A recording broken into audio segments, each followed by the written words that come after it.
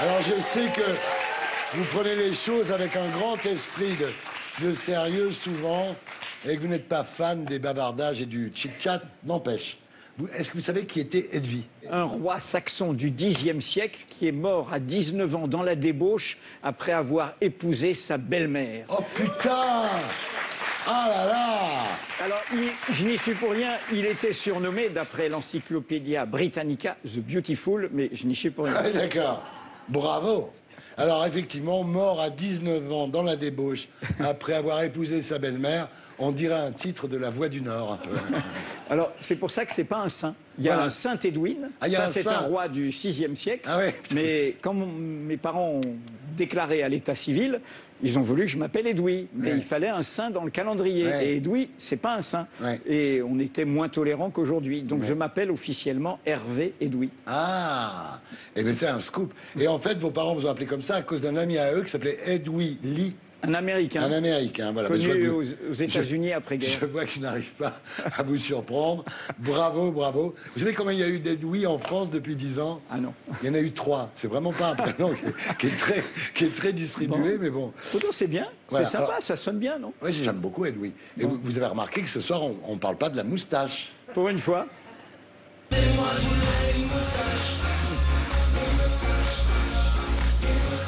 Un peu quand même. Edoui Plenel, la moustache de la colère, ça vous va?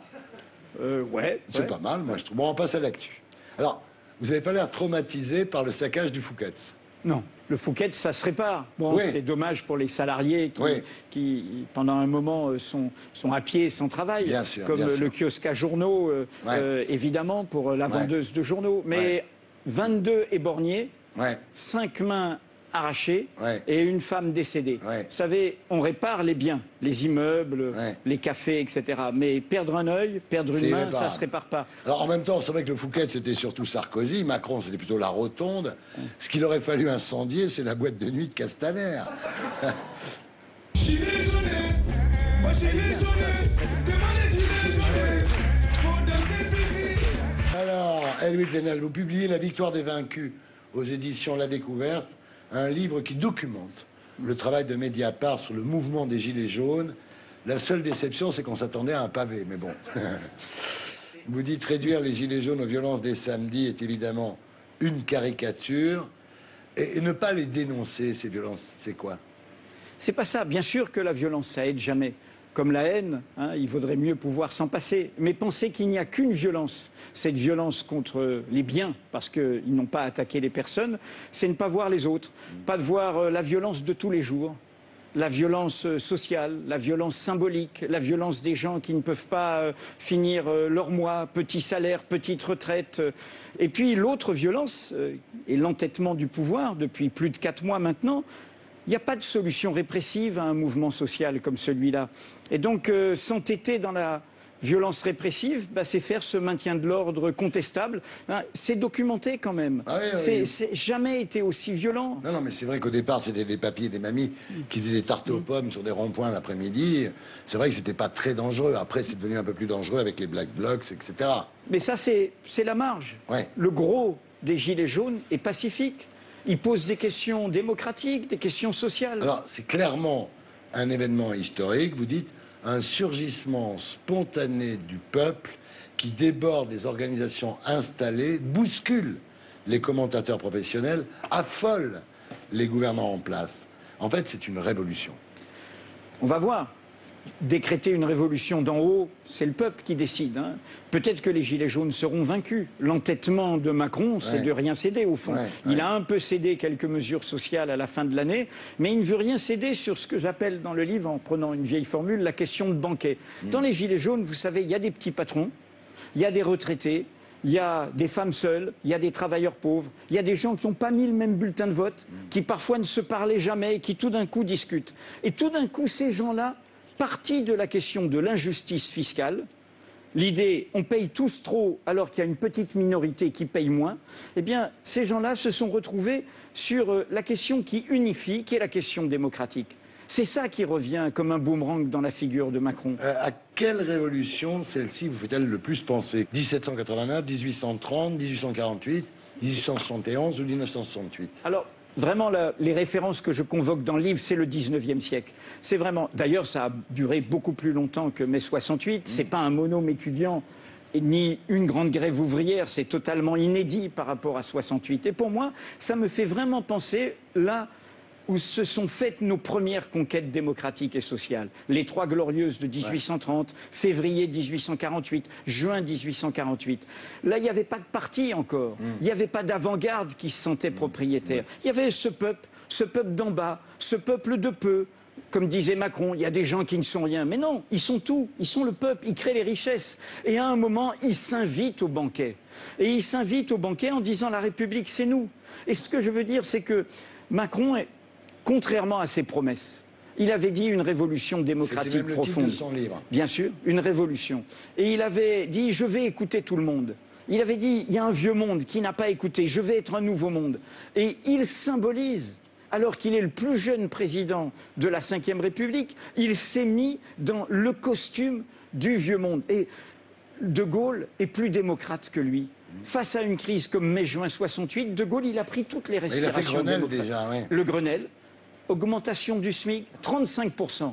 En Espagne, il vient d'être augmenté de 22%. On pourrait le faire, et ce serait bon pour la croissance. Augmenter les plus bas salaires, 35% en 68. Ça n'a pas appauvri le pays, ça a boosté la croissance et le dynamisme de l'économie. Grenelle, dissolution de l'Assemblée, nouvelle majorité, changement de Premier ministre et de gouvernement, référendum et démission.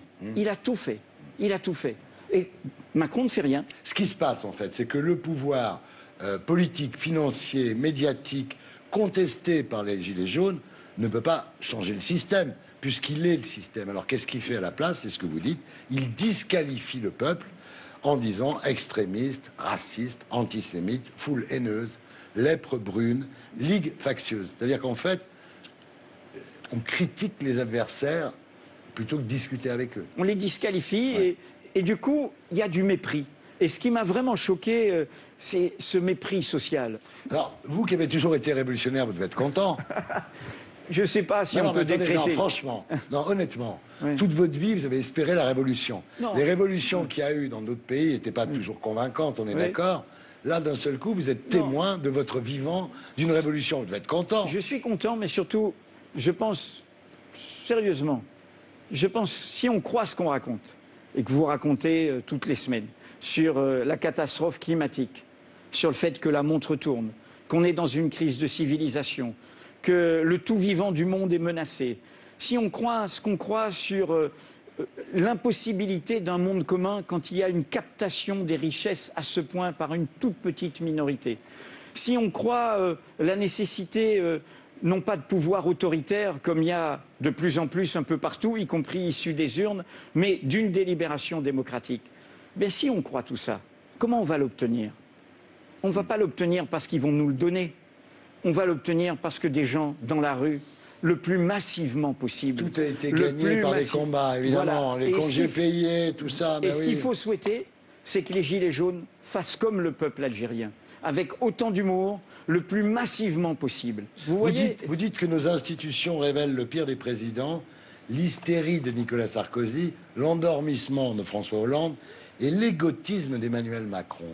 Il y a un problème de narcissisme. C'est-à-dire que son livre s'appelait Révolution, mais finalement Louis XVI, c'était lui. Oui, Louis XVI n'était pas le pire des rois, comme vous savez. Mais du coup, justement, à s'entêter, à ne pas entendre. Ce qu'a ajouté Macron, à ma grande surprise, c'est qu'il y a ajouté la morgue, les Gaulois réfractaires au changement. Vous avez qu'à traverser la route pour aller trouver un boulot, ces gens qui ne sont rien dans une gare, etc. La morgue sociale. Et ça, c'est pas possible. Vous êtes le président de tous les Français. Faut descendre. Emmanuel comme un soleil, Emmanuel toujours plus belle, Emmanuel devant mes yeux, la vraie. Alors, Edwige Plenel, quelle affaire Mediapart a-t-elle laissé passer? Aucune. Non. Sincèrement, aucune. Ce qu'on a laissé passer, c'est ce qu'on ne pouvait pas sortir. Quand a-t-on réussi à vous faire partir sur des fausses pistes? C'est arrivé. vous l'avez rappelé, un grand reportage pour le 5e centenaire de la découverte de l'Amérique. On me sert sur un plateau une affaire à Panama, un scandale à Panama. Je me prends pour un grand reporter, comme un écrivain voyageur. Je vérifie pas, je raconte. Ce document était faux. Donc il y avait peut-être une histoire vraie, mais quand on s'est trompé, on s'est trompé. D'accord. Le coffre de Benalla, c'est quand même énorme, l'histoire du coffre. La perquisition chez Benalla. C'est-à-dire les flics ne rentrent pas, ils disent on revient demain matin. Et le lendemain matin, ils reviennent, il n'y a plus le coffre. Vous êtes dessus? Bien sûr. Et c'est d'ailleurs grâce à Mediapart que vous savez qu'ils se sont concertés. Les audios tout à fait légitimes, hein, contrairement à ce qui a été dit même ici chez vous par un maître du barreau. Mais les avocats ont la libre parole. Je parle de M. Dupond-Moretti. Mais nos audios sont considérés. Cette semaine, la justice a dit ils sont utiles, ils sont intègres, ils n'ont jamais été trafiqués. Et ils montrent que Benalla écrase, comme deux petits délinquants, se concertent pour effacer les preuves. Pas seulement sur le coffre. Sur le contrat russe. Parce que quand même, il y a cette histoire russe. Alors, quant au coffre, on est dessus. On sait même un petit peu où il s'est trimballé. On sait même où il s'est trimballé. La question, c'est qu'on ne sort pas tout quand tout n'est pas prêt. D'habitude, dans une enquête, on sait ce qu'on cherche. Par exemple, je prends Sarkozy et la Libye. On avait compris. On cherchait les preuves, on cherchait le puzzle de ce financement libyen et on l'a montré. Mais là, c'est très différent. On voit qu'à notre grande surprise, Benalla, au lieu d'être jeté ni une ni deux dès le lendemain des violences volontaires, est soutenu par la présidence de la République, y compris par tout l'entourage de Macron. Alors, pourquoi? Eh ben voilà. Pourquoi? Eh bien, c'est ça qu'on ne sait pas. C'est le nœud de l'affaire. C'est ça qu'on ne sait pas. Pourquoi Macron soutient-il ou a-t-il soutenu Il soutient autant encore. Regardez, quand il y a eu les décisions du Sénat, le Sénat fait son travail. Qu'on soit député ou sénateur, on est élu pour faire la loi et contrôler l'exécutif. Donc le Sénat voit un dérèglement. C'est une affaire d'État, puisque c'est un dérèglement de l'État. Ils font leur boulot, et ni une ni deux, le Premier ministre, quand même, le président de l'Assemblée nationale, tous se mettent à bouder le Sénat, comme si le Sénat avait fait un coup d'État. Le Sénat n'a fait que ce qu'il devait faire. Alors pourquoi? Qu'est-ce qu'il cache? Qu'est-ce qu'il protège? Eh bien, justement, la particularité de l'affaire Benalla, c'est que je ne le sais pas. Ah, même vous? Eh ben non. Et c'est ça qu'on cherche. C'est désespérant. Et je vais même vous dire, et c'est ça qui est excitant, plus on trouve des nouveaux éléments du puzzle, plus on ne comprend pas. Donc c'est un bon feuilleton. Oui, c'est un polar. Est-ce que parfois l'idéologue ne prend pas le pas sur le journaliste? Non, non. Je crois vraiment. On a de la passion à Mediapart. J'ai de la passion démocratique. Quand on me dit qu'est-ce que c'est que Mediapart, je dis c'est un journal radicalement démocratique. La radicalité, ça veut dire prendre les questions à la racine. Donc on a une passion en lien avec la société.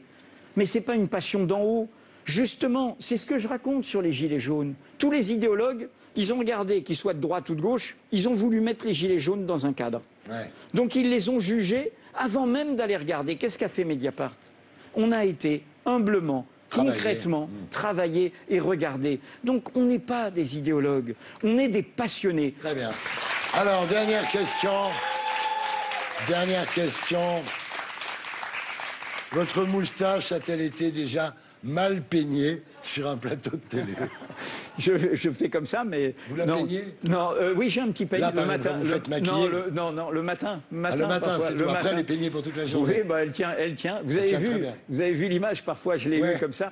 Mais vous savez, il y a une complicité sur la moustache qui est comme ça. Parfois, il y a de l'inconscient dans les choix. Bon, il se trouve que très tôt, j'ai porté la moustache, je voulais me vieillir et tout. Même la barbiche, hein, on l'a vu un petit peu. Mais il se trouve que je suis né